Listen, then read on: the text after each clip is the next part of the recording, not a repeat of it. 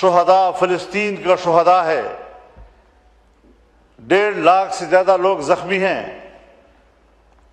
اتنے ہی بے گھر ہو چکے ہیں، طاقت کے زور پر ایک پورے مسلمان ملک پر قبضہ کیا جا رہا ہے، اسرائیل کو مکمل تعاون دیا گیا، اس کو اسلحے کی سپورٹ دی گئی، وہ جنگ بڑھتے بڑھتے ہمارے ایران تک پہنچ گئی۔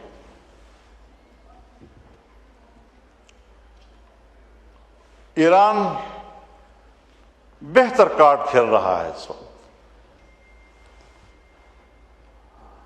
آبنائے ہرمز بند ہے، لیکن کسی ملک کے پیٹرولیم نرخوں پہ کوئی فرق اثر نہیں پڑ رہا۔ صرف پاکستان کیوں وہ ملک ہے کہ جہاں مہنگائی عروج پہ چلی گئی۔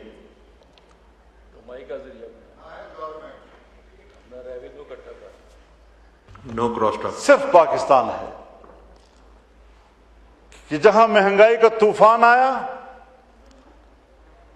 کہاں ہیں ہمارے معاشی ماہر، کہاں ہے ملک کی معیشت کو مینج کرنے والے لوگ؟ نہ انڈیا متاثر ہوا، حالانکہ جہاز تو ان کے بھی رکے ہوئے ہیں، خود ایران متاثر نہیں ہوا، افغانستان تک متاثر نہیں ہوئے، اور ہم نے یہاں پر قیامت برپا کر دی عوام کے اوپر، جس طرح کہ پہاڑ ہم نے ان کے اوپر گرائے ہیں۔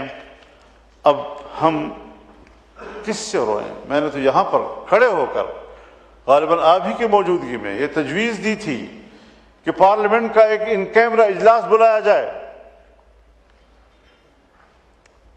اور اس سے پہلے بلائے جا چکے ہیں۔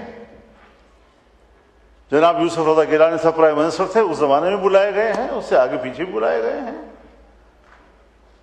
اگر یہ پارلیمنٹ واقعی عوام کا نمائندہ ہے تو حکومت اس تجویز سے فرار کیوں اختیار کر رہی ہے؟ کیوں ہم سر جوڑ کر آپس میں نہیں بیٹھ رہے؟ کیوں ہمیں حالات سے آگاہ نہیں کیا جا رہا؟ کیا ہم اس آزاد ملک میں آزادی سے بات نہیں کر سکتے؟ آج پوری دنیا میں حکمران میاں نواز شریف صاحب کو نہیں سمجھا جا رہا، ملک میں بھی اور ملک سے باہر بھی۔ شہباز شریف صاحب وزیر اعظم ہیں صحیح، لیکن اس کام کے لیے ہیں کہ جیسے آج پتہ نہیں 100 قانون سازیاں بیک وقت ہو گئیں، جب چاہیں آپ قانون سازیاں کرائیں، جب چاہیں آپ 26ویں آئینی ترمیم لے آئیں، جب چاہیں آپ 27ویں ترمیم لائیں، اور پھر جب چاہیں آپ 28ویں ترمیم لانے کی باتیں کریں۔